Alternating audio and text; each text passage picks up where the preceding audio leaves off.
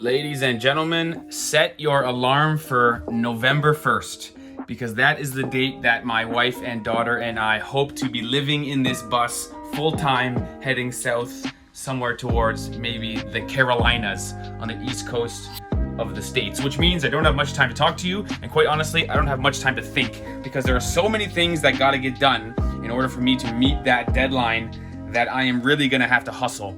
Starting with this front steps in the entryway here. Now, according to me, I think I've effectively plugged the leak above the doorway, which means the steps should be staying dry and therefore I'm ready to start building them. So let's see if we can figure this out. Let's go. Time is of the essence. Let's do it.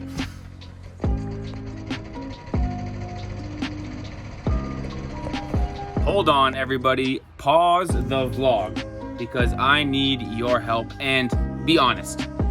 Are these tiles tremendously ugly? I'm sitting here looking at them and I can't decide. I think I've been looking at the bus too long. I've been in this little workspace for too long because part of me thinks these are the world's ugliest things ever, and part of me thinks they're kind of beautiful in their own way. Now keep in mind, when it's all said and done, there'll be a piece going across here covering this wood. It's a little sort of L-shaped piece that's called a stair nose. So all the plywood will be covered.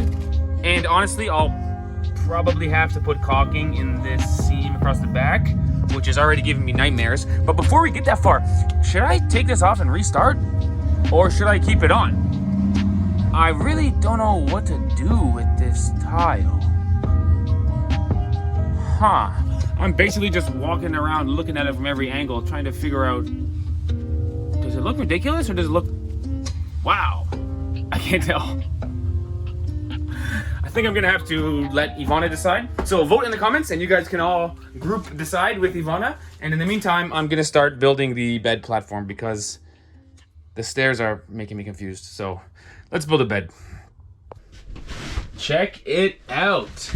Now, first things first, I gotta apologize to my dad because yet again, I broke the generator, which is a real shame because my dad is a notorious maintainer of tools and he really takes care of everything he owns, and I've really beat the crap out of that generator. So I apologize, and I think in the end I'm gonna buy my dad a new generator and just take the old one because it looks like it fell down a flight of steps. But in any case, after some footage that almost looks like Three Stooges of me trying to get these two big pieces of plywood in this little bedroom, I managed to get them both in, and I managed to install this hinge here, which is not an easy job for one guy to try and tighten the top bolt as well as hold the bottom nut kind of up and down underneath and over top of the bed. But in any case, the bed is now built, and watch this and be amazed.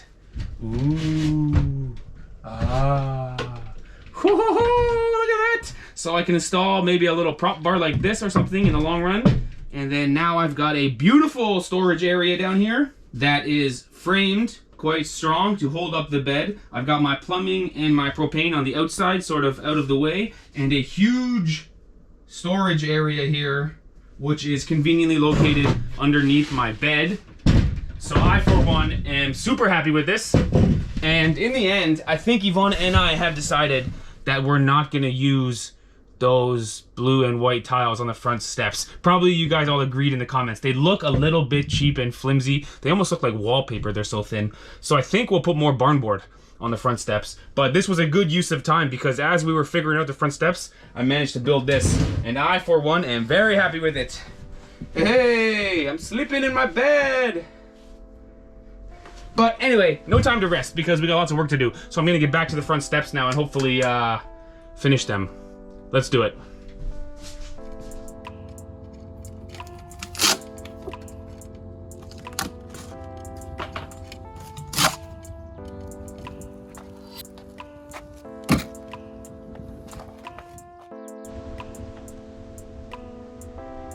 And so as it turns out, this is gonna take like twice as much work as I had expected because evidently this rubber backing on the back of the flooring does not adhere to the glue I was trying to use. So I've had to peel it off inch by inch off the back of the flooring. Now this is sort of a blessing in disguise because now that my whitewashed barn boards can go all the way to the metal floor or the metal steps, it sort of pushes my brown flooring almost a full inch forward, meaning the stair nose will cover the seam in the flooring. So the effect should be each step looks like one continuous piece of flooring. So I'm not really complaining. It is twice as much work, but I think the finished product will be 3 or 4 times as good as it would have been, because in hindsight, those tiles are not going to look nearly as good as the whitewash barn boards, I think. Now, unfortunately, I can't show you what it looks like just yet because I've got all the heaviest objects in the bus weighing down the flooring so that the glue actually adheres this time. But all that's left is to put the lights back in and then put the stair nose on. So in the meantime, I'm going to turn my attention to what's above the doorway here, because I've got to figure out how to cover this bulkhead. It's big, it goes all the way to the front of the bus, and there's even this red handle there, which is like the emergency open for the door that I've got to leave accessible. So it's not clear to me how to tackle this, but let's give it our best shot. Let's go.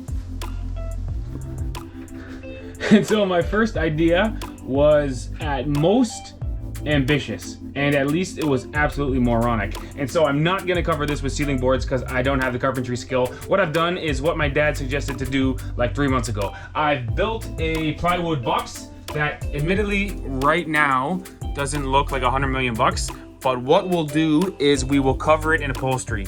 So it'll be covered in some fabric that's gray and brown and blending in, and it's very convenient because it's attached with these finger screws, meaning if you ever need to get in here and access some of the electronics for the door, which is more than likely, honestly, we can just pop off 1, 2, 3, 4 of those things, take it off, and this is the easiest way to do it and the fastest way to do it. So job is already done. Thanks, Dad. On to the next project.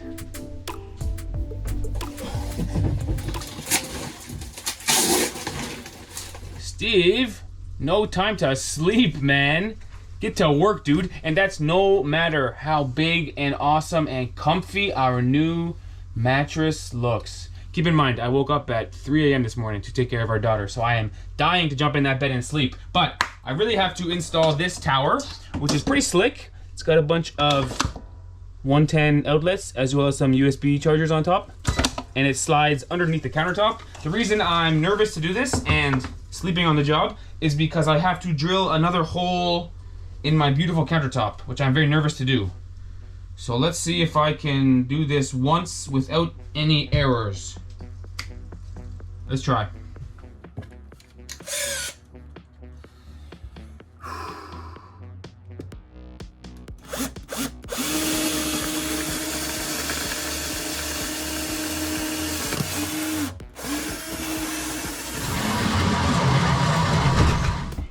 Okay, cut through the stud there and see if it works. All right, now the main question is, will the tower go up and down when the fridge is in there? I'm thinking there's clearance, but let's see.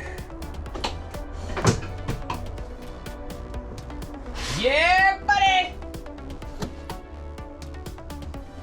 Yahoo! That was easier than expected, which is pretty great. And so we're gonna boogie along to the next task, which is putting a bifold door in this opening, which starts with running the entire door through the table saw to make it fit my unique size opening, which, as you can imagine, is not part of the installation instructions as per the manufacturer. So here goes nothing.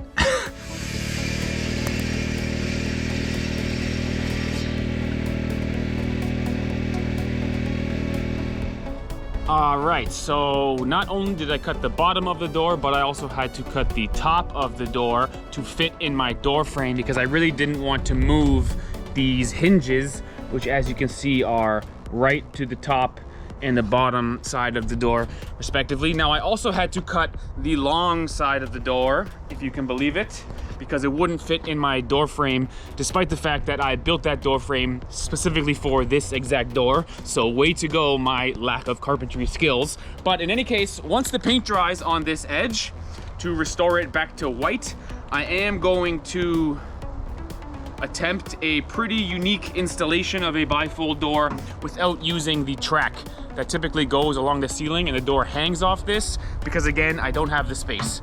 So let's paint this, let it dry, and see if my installation idea will work. Let's do it.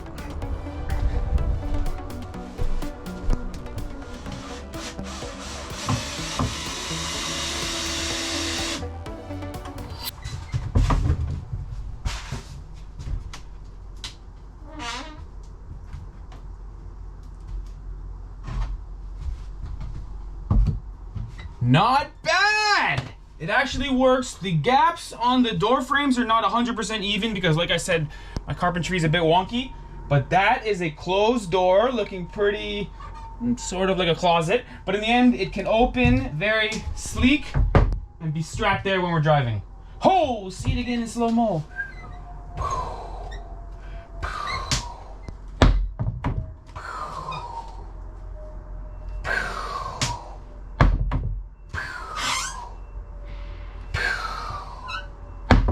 I'm happy with that.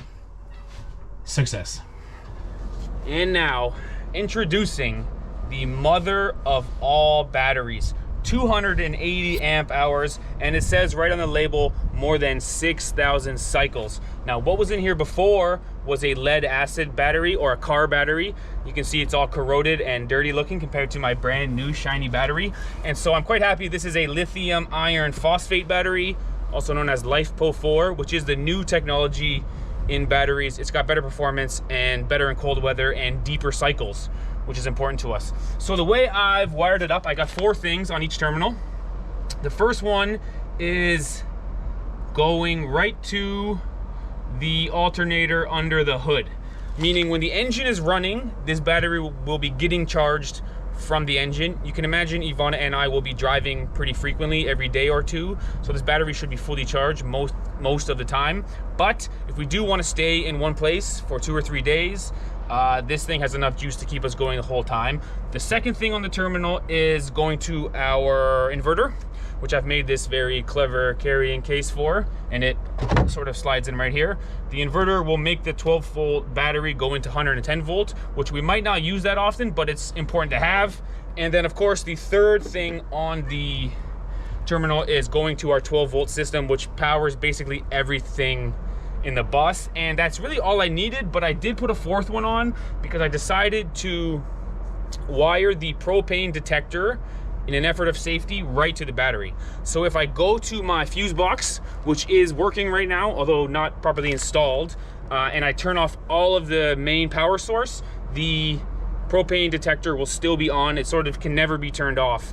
And I've been running the propane all day and it says 0.0. So I'm confident that my propane system is not leaking, which is a good thing. Now, the reason I'm so happy for this battery is because basically this battery is future proof, meaning I have a dream of putting solar panels on this bus one day, which are very expensive and didn't happen this year.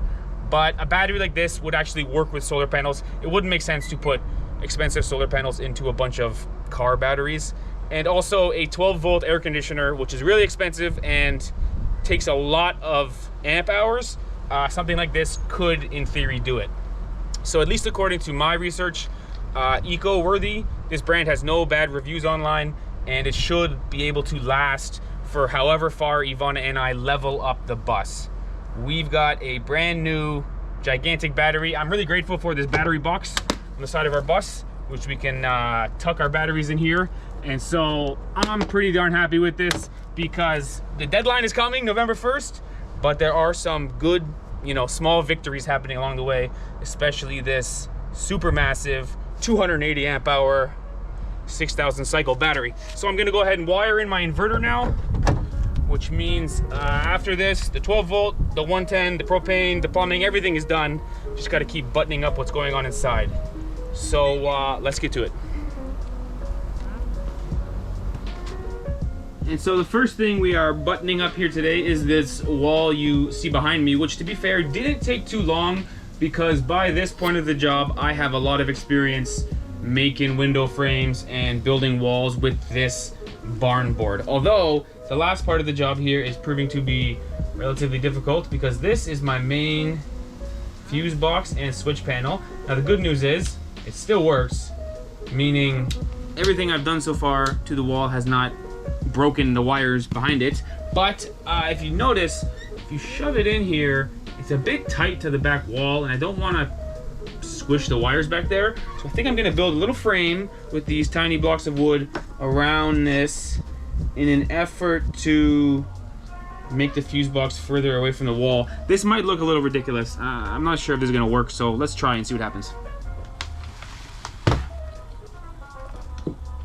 Idiot.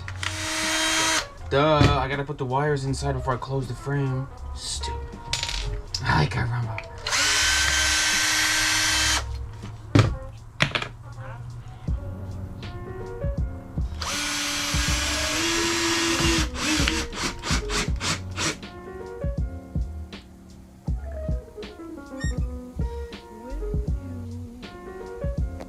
And so the next wall that I'm trying to button up and put the light switch in is conveniently located behind my folded mattress.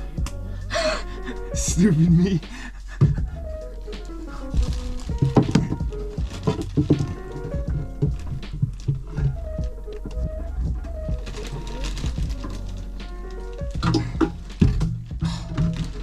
And so what you'll notice is I'm now installing a tiny little 5 amp fuse. Now, like I mentioned, there are the big 20 amp breakers up front, which are protecting our battery in the case of a short circuit. But the trouble is the bedroom lights don't draw 20 amps.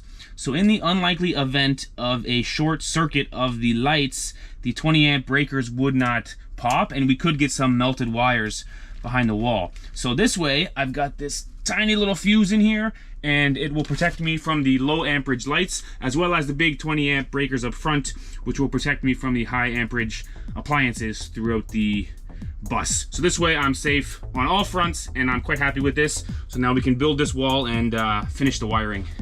Good.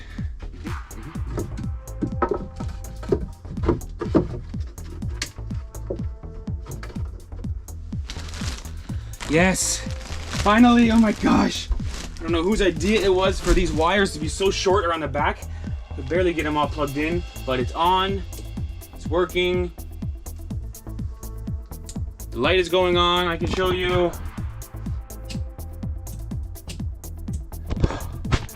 Finally, success. Now let's close this wall up. Yes, and yes, I know what you're thinking. Steve, that bedroom light switch is a bit crooked. But guess what? Too bad. That's how it came out, man. And so now we can install our bedroom lights, which not only have a dimmer switch, which could be useful, it also has a blue setting, which they're calling a night light. Not sure if the blue thing is useful, but it's blue nonetheless. So, there you have it. And just like that, we got lights. They're multiplying. Da-na-na. Na-na-na-na. Oh, baby, check it out.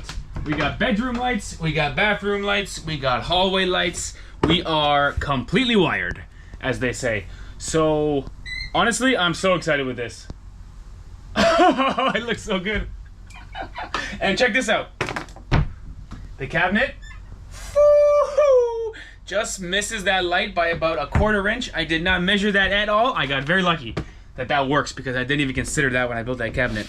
Now, there's only 3 jobs left, more or less. One is get the seats installed, which I'm getting some custom rails fabricated so they can be the right height. 2 is get the platform on the back, which is taking some time because I got to get a trailer hitch and get it all welded together. And 3, get the upholstery back from the guy with the cushions. Once those 3 things are done, this bus will be in working order, providing we can get some insurance, which is the big 4th one that's still looming. So things are going well. Time is ticking, but hopefully we can meet our deadline. Let's keep going.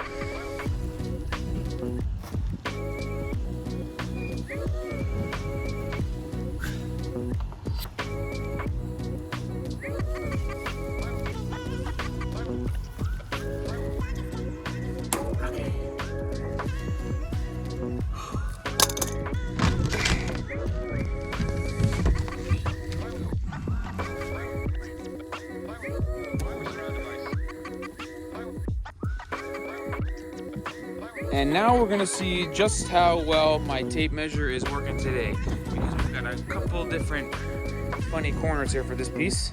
So let's go see if it fits. Maybe one more notch over here. Didn't factor in this little corner.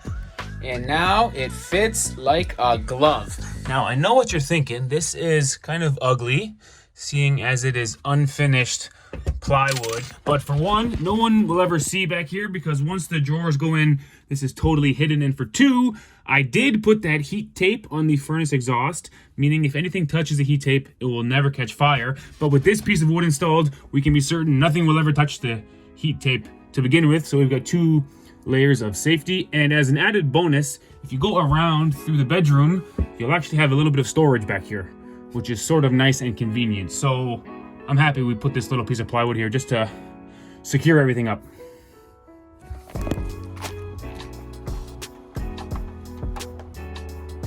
And so I bought this J trim to try and divert the water away from the back window, which is slightly leaking. It looks a bit goofy because it's hard to keep the trim straight. It comes in a roll, right? So it's sort of going up and down, kind of wavy above the back window, but it is what it is, and it's another job done. And so nothing to see here, because despite the fact that this stuff is pink or kind of yellow in the paint tray, it is going on totally clear, which is as advertised, because Ivana and I didn't want to paint the ceiling. We just wanted to protect it from the steam in the shower. Now, maybe I'll get ambitious and put this stuff everywhere in the whole bus, because it kind of looks good, a little bit shinier. But I'm the kind of guy, when I apply something to the ceiling, I tend to apply it to the floor and the walls and my clothes and everything. So maybe I'll just stick to the bathroom for now. But in the end, this should work because it looks pretty transparent and it looks pretty sealed. And so I think this is going to be a success. But we'll see. Ladies and gentlemen, tomorrow will be November 1st. And I'm going to throw in the towel and say that I'm not gonna make the deadline. Now, my intention with this video was to end off with a full tour of the bus, everything being completed. I'm still gonna give you guys a tour because I'm pretty happy with the amount of work I've done in 4 months. Keep in mind, I bought this bus on June 24th and I started working almost immediately after that. It is now the end of October. So July, August, September, October, 4 months and a week of work. I did miss the deadline because I wanted to be on the road today, but I'm pretty darn happy with how things are turning out, and it should be less than a week more to finish. So let me give you a brief tour, starting with outside the bus. Because we now have this feature, thanks to my dad and his electrical ability, where we can open and close the big door with a key from out here, which I think is pretty darn clever. So I'm pretty happy with this. It's a pretty slick feature of the bus. And the first thing you see when you walk into these stairs, which I think turned out pretty good. I was a bit nervous for the black rubber stair nose. I didn't think the glue would adhere, but it seems to be holding up pretty well. And I think in the end, I'll cut this mat and put it almost as like a stair runner on each step here, maybe with some Velcro to hold it down. But I'm just delaying that for now because once I cut something, I can't really uncut it. Now, I'm really happy the cushions are in. Ivana wanted this sort of solid gray fabric, whereas I was thinking of something more busy. So we compromised and gave her the fabric she wanted with some throw pillows for me. So I'm in love with the way the dinette looks. Now, as you know, the table goes down and there will be a couch here with a sort of funny notch in the front, because the notch is where the crib rail goes for a bed for my daughter, at which point there'll be some sort of extra cushions. But this to me looks like $1 million. I'm so happy with my upholstery guy named Glenn, who took the fabric we bought and sewed it up so nicely. And he even sewed up this thing up here, which is a pretty clever way to cover that area. It was hard to figure out how to cover it, and it came out pretty darn good. Now, from the dinette, we can go to the kitchen, which I think is one of the best areas of the bus. The countertop looks pretty darn good. It's fake butcher block, so cheap and still kind of good looking. This is the 110 you guys saw. This is a good area for baby changing and preparing food and what have you. Our fridge down here is a 3-way, so 110 volt, as well as 12 volt, as well as propane. To be fair, we're never gonna use the 110 volt, probably. We will use 12 volt when we're driving down the road because you're not allowed to use propane when you're in motion. And then once we park, we'll put on the propane. But the fridge fits well in there, and it's actually on right now on propane, and my propane gas detector as well as my carbon monoxide detector are not going off. So it's safe and working well. We've also got a propane range here, 2 burners, and then it's got an igniter in here, but it runs on 110, which means in order to turn the stove on, you've got to fire up the inverter just to get the sparker to work. Sort of inconvenient, but it does work. Oh my gosh, it doesn't work. Here we go. Yeah, it works. I think there was just no propane in the line because it hasn't been on today. Now, the sink, you can tell I was using it today to test the water pressure. It's got hot water and it's got good pressure. And as you guys know, the water pump and everything are down here. And as of right now, there are no leaks in my water heater or in my propane or anything. So I'm quite happy that everything seems to be working, at least for the most part, without any errors. Now, the bathroom is, I've got to say, the least beautiful part of the bus. I think I'm going to have to put trim over top of these caulking lines because they're so ugly. As you guys know, the PVC tiles with black caulking in between was a mistake. But in the end, it is a functioning bathroom. We got the windows still working. We got a flushing toilet, which works, which is pretty good, as well as a hot water shower. So it is a proper bathroom, although the look of it to me is only okay. I wish it could be a little more beautiful. I think I'll put some trim up in the top edges maybe and try to just gussy it up a bit. But it is what it is. And then beside the bathroom, we have our pantry, which right now is full of construction equipment and supplies and leftover tiles and things. But this came together pretty good. Keep in mind, this will not be blue in the long run.